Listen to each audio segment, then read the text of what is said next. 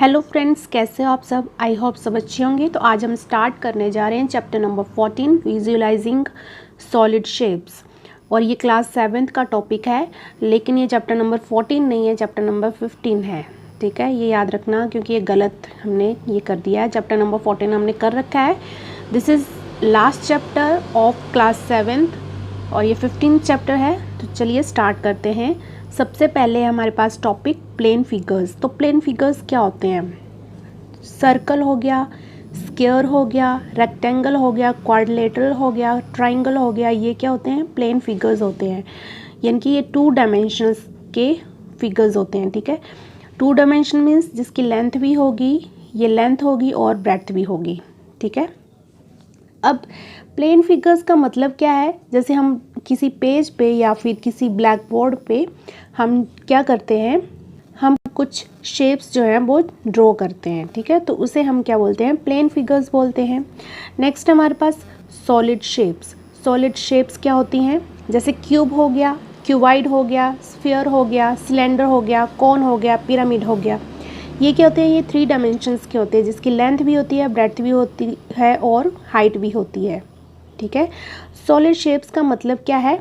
जैसे क्यूब है, क्यूब को हम क्या कर सकते हैं?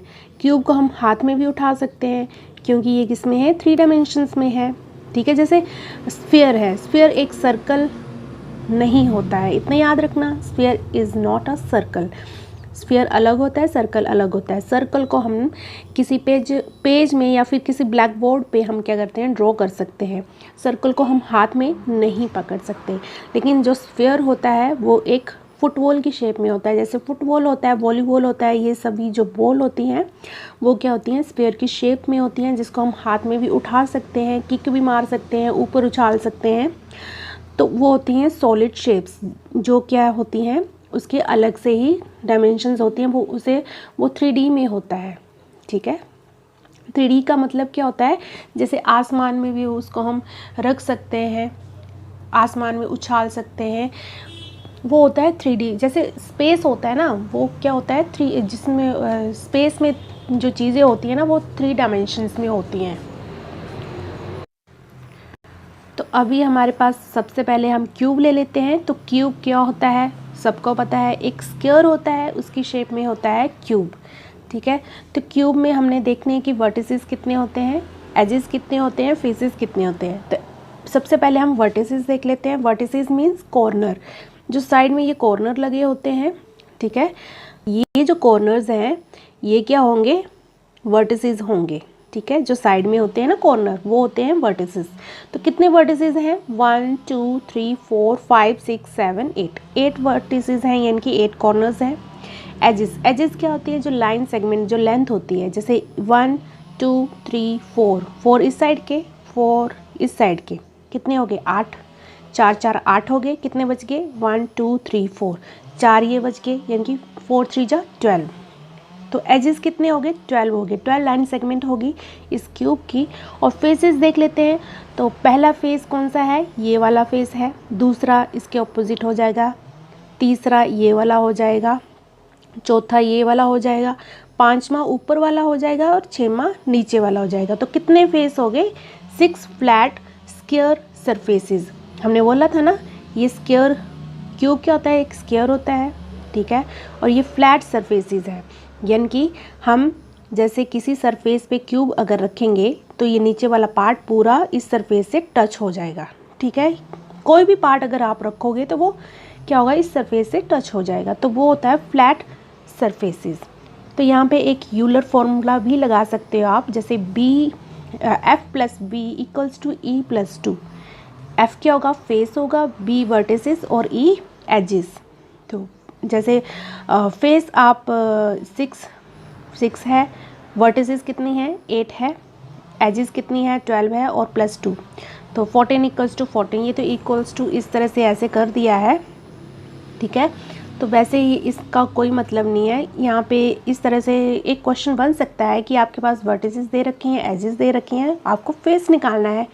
तो जैसे वर्टिसेस 8 दे रखी हैं और एजेस कितनी दे रखी हैं? 12 दे रखी हैं। देखते हैं फेस 6 आता है या नहीं। तो यूलर फॉर्मूला लगाओ, F+V=E+2।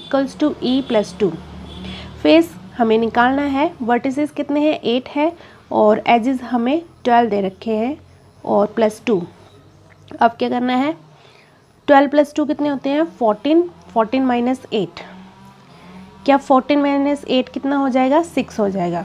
तो आगे ना 6 फेसेस, यानी कि हम यूलर फॉर्मूले से भी हम निकाल सकते हैं, क्योंकि ये क्वेश्चन आया है एचपी नॉन मेडिकल में, तो आपने ये क्वेश्चन ध्यान से रखना है, यानी कि ये फॉर्मूला बिल्कुल ही अपने दिमाग में बिठा लेना है, ठीक है। नेक्स्ट है आपके पास क्यूबाइड। अब आपने देखना है कि क्यूब जो था वो क्या था, एक स्क्वायर की शेप में था, और क्यूबाइड जो है एक रेक्टेंगुलर की शेप में होगा, जिसकी क्या होंगी, ऑपोजिट साइड्स जो होंगी वो इक्वल होंगी, ठीक है। स्क्वायर में तो सभी साइड्स इक्वल थी, लेकिन रेक्टेंगल में ऑपोजिट साइड्स इक्वल होंगी। तो आप क्या देखोगे, ये क्यूब और क्यूबाइड की सिर्फ शेप ही अलग होंगी, बाकी इनकी जो एजेस, वर्टिसेस, फेसेस हैं वो सेम होंगी। तो यहाँ पे वर्टिसेस कितनी हैं, 1 2 3 4 5 6 7 8, 8 वर्टिसेस होंगे क्यूबाइड के। एजेस कितने थी क्यूब की, 12 थी ना, तो इसके भी कितनी एजेस हो जाएंगी, 12 एजेस हो जाएंगी। क्यूब की 6 फेस थे, इस तरह से 1 2 3 4 5 6, ठीक है। यानी कि यहाँ से देख लो 1, ये वाला 1, ये वाला 2, नीचे वाला 3, ऊपर वाला 4, ये वाला सामने 5 सॉरी, और इसके दूसरे ऑपोजिट 6। तो नंबर ऑफ फेसेस कितने हो गए, 6 हो गए। तो यहाँ से भी आप निकाल सकते हैं F + B = E + 2, ये आपने फॉर्मूला याद रखना है। नेक्स्ट है हमारे पास पिरामिड।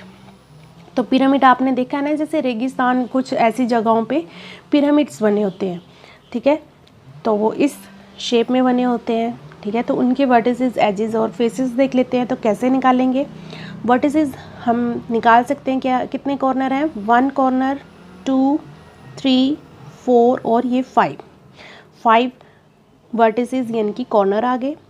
तो आप एजेस निकाल सकते हो, कैसे निकाल सकते हैं, ये 1 2, ये पूरी 3, ये छोटा सा 4 5 6 7 8, ये एजेस आपकी निकल गई पिरामिड की। Number of edges 8। तो आप नंबर ऑफ फेसेस निकाल सकते हो, जैसे ये 1 छोटा सा, यहाँ पे 2, फिर ये 3, फिर ये पूरा 4 और ये नीचे का 5। तो नंबर ऑफ फेसेस कितने आ गए, 5 आ गए। तो यहाँ पे भी F + B = E + 2 से आप कोई भी वर्टिसेस, एजेस या फिर फेसेस निकाल सकते हो, ठीक है। नेक्स्ट है हमारे पास कॉन। कॉन क्या होता है, जैसे आपने आइसक्रीम खाई है तो वो कॉन की शेप में होती है, इसी तरह से। तो आपने क्या देखा कि जैसे आइसक्रीम इस तरह से थी, ये भी जो होगा ये भी गोल ही तो होगा, है ना, गोल होगा। तो यहाँ पे आपने क्या देखा कि यहाँ पे वर्टेक्स सिर्फ एक ही है, एक ही कॉर्नर है इसका, ठीक है। फेसेस कितने हैं यहाँ पे आप देख सकते हो, ये कर्व फेसेस है, क्योंकि ये क्या है, ये गोल ही होगा, इस तरह से गोल ही होगा ना, ये पूरा गोल होगा इससे, जैसे सिलेंडर होता है। अभी आगे सिलेंडर करेंगे तो चलो वहाँ पे देख लेंगे, ठीक है। लेकिन यहाँ पे आइसक्रीम जैसे होती है तो ये भी तो गोल ही होती है, ऐसे करके ना गोल होती है। यहाँ नीचे की भी, तो वो तो हो गया कर्व्ड सरफेस, कर्व्ड फेस हो गया, या फिर सरफेस बोल सकते हो। और नीचे का है सर्कुलर फेस, ठीक है। यहाँ पे कर्व्ड सरफेस जो हो गया ये हो गया, और सर्कुलर फेस ये हो गया, क्योंकि ये सर्कल में है, ठीक है। तो यहाँ पे एजेस कैसे होंगी, एजेस जैसे यहाँ से कोई भी लाइन ड्रॉ करेंगे हम, और यहाँ पे जो लाइन बनेगी उसे हम बोल देंगे एजेस, यानी कि एज क्या है, यहाँ पे 1 एज है। यहाँ पे फेसेस कितने हैं, कर्व्ड फेस और सर्कुलर फेस, यानी कि 2 फेसेस हो गए।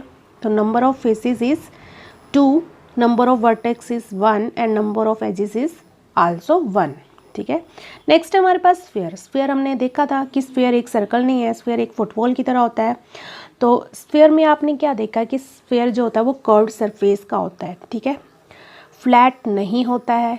क्योंकि अगर आप किसी सरफेस पे इस फुटबॉल को रखोगे तो उसका थोड़ा सा पार्ट ही टच होगा, पूरा तो नहीं होगा ना। जैसे आप क्यूब रखते हो तो क्यूब का तो पूरा ये पार्ट नीचे का टच हो जाता है इस सरफेस से, लेकिन फुटबॉल का जो पार्ट होगा वो थोड़ा सा ही टच होगा, बाकी तो वैसे रहेगा ना, थोड़ा सा नीचे का टच होगा, ठीक है। तो वो फ्लैट फेस नहीं होता है इसका, इसका क्या होता है, कर्व फेस होता है। जैसे हमने देखा था कॉन में, ये जो होता है ये कर्व फेस होता है। तो यहाँ पे एजेस कोई भी लेंथ हमें नहीं दिख रही है, तो एजेस 0 है। वर्टिसेस कोई भी कॉर्नर हमें नहीं दिख रहा है, तो वर्टिसेस क्या है, 0 है। अब आ गया है हमारे पास सिलेंडर। तो सिलेंडर क्या होता है, जैसे हमने घरों में देखा है सिलेंडर ऐसे रखे होते हैं, तो वहाँ पे दो जो होंगे वो सर्कुलर सरफेस होंगे, ठीक है।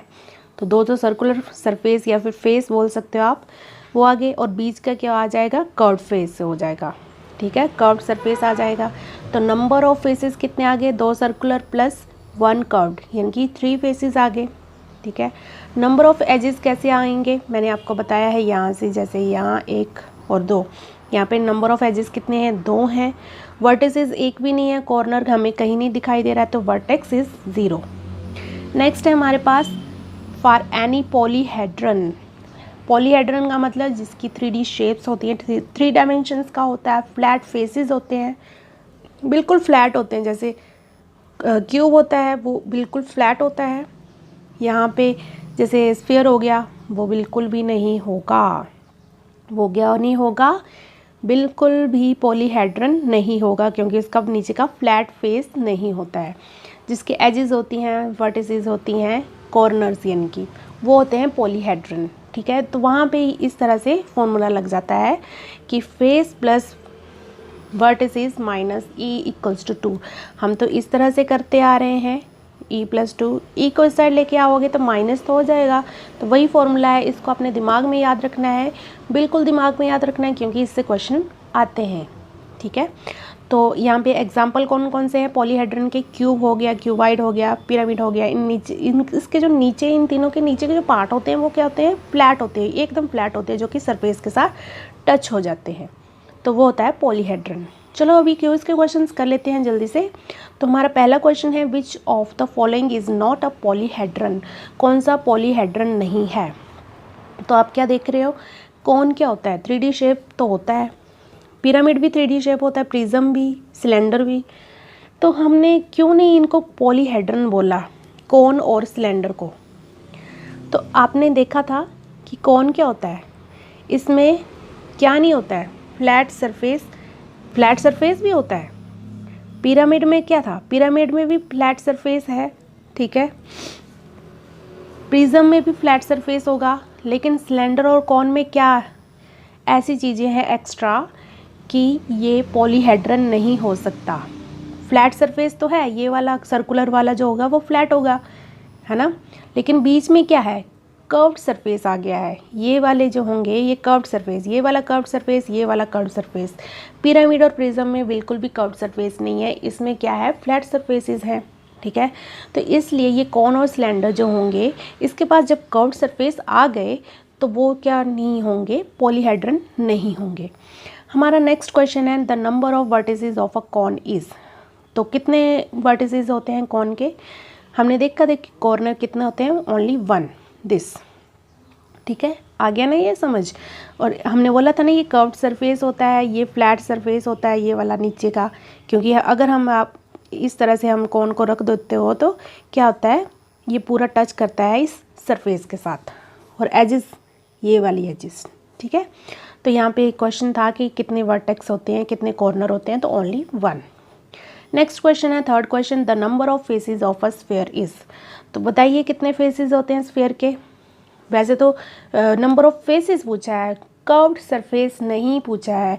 अगर फेसेस पूछा हो या फिर फ्लैट सरफेस पूछा हो तो हमारे पास यहाँ पे आंसर क्या होगा, 0।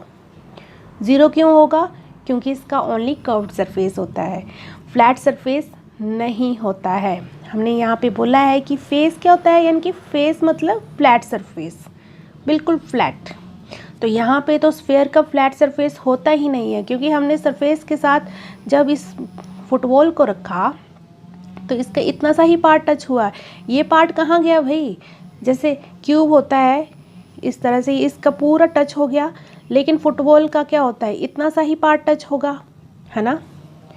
जैसे ये है ना, इतना सा ही पार्ट टच हुआ इसका नीचे का, बाकी कहाँ गया, है ना। तो इसका तो फ्लैट सरफेस हुआ नहीं, इसका कर्व्ड सरफेस हुआ ओनली।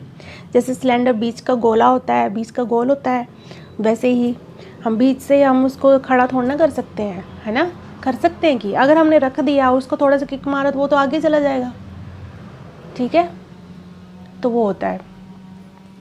तो नेक्स्ट क्वेश्चन है हमारे पास, the number of faces of a cone. तो कॉन के कितने फेसेस हैं।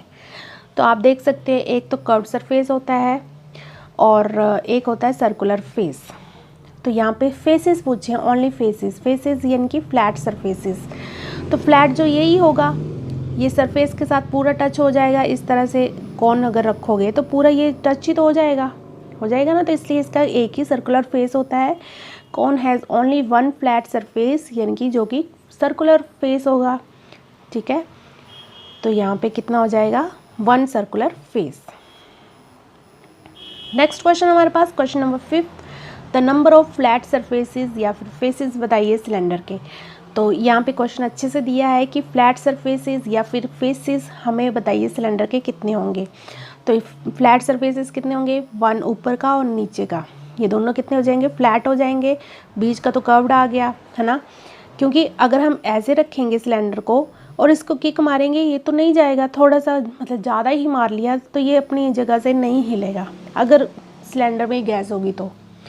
लेकिन अगर सिलेंडर इस तरह से होगा और उसको थोड़ा सा हमने इस तरह कुछ स्मूथ ऐसे रख दिया किसी सरफेस पे और थोड़ा सा हमने क्या किया, किक मारा, और वो तो आगे लुढ़क जाएगा ना। तो इट मीन्स इसका ये तो फ्लैट सरफेस हुआ ही नहीं बीच का, ये क्या सरफेस हो गया, कर्व्ड फेस हो गया, और दोनों ऊपर के क्या होंगे, फ्लैट सरफेस हो जाएंगे। ठीक है, तो number of flat surfaces of cylinder is 2। Question number 6 है, मोस्ट इंपॉर्टेंट क्वेश्चन है ये। Using Euler's formula find number of faces if vertices equals to 6 and edges equals to 12। तो हमें बताइए कि यूलर फॉर्मूला लगाओ और हमें बताना है नंबर ऑफ फेसेस कितने हैं। ठीक है, वर्टिसेस दे रखी हैं, एजेस भी दे रखी हैं, तो लगाइए formula. f plus B minus E equals to 2, ये फॉर्मूला है। f हमें निकालना है तो वैसे रख दो। वर्टिसेस हमें 6 दे रखी हैं, एजेस हमें 12 दे रखी हैं, इक्वल्स टू 2। अब 6 माइनस 12 कितना होता है, -6 होता है। तो f माइनस 6 इक्वल्स टू 2 आ गया। अब f इक्वल्स टू 6 इस साइड गया तो 2 प्लस 6, और यहाँ पे फेसेस कितने आ गए, 8 फेसेस आ गए। तो ये होता है हमारे पास आज चैप्टर नंबर 14 तो नहीं था ये, 15 चैप्टर हमारे पास ख़त्म होता है क्लास 7th का, और आज हमारी क्लास 7 बिल्कुल कंप्लीट होती है। तो अभी हमने नेक्स्ट क्या करना है, क्लास 8 टॉपिक पकड़ना है। ठीक है, तो आई होप आपको समझ आया होगा। Take care, bye bye.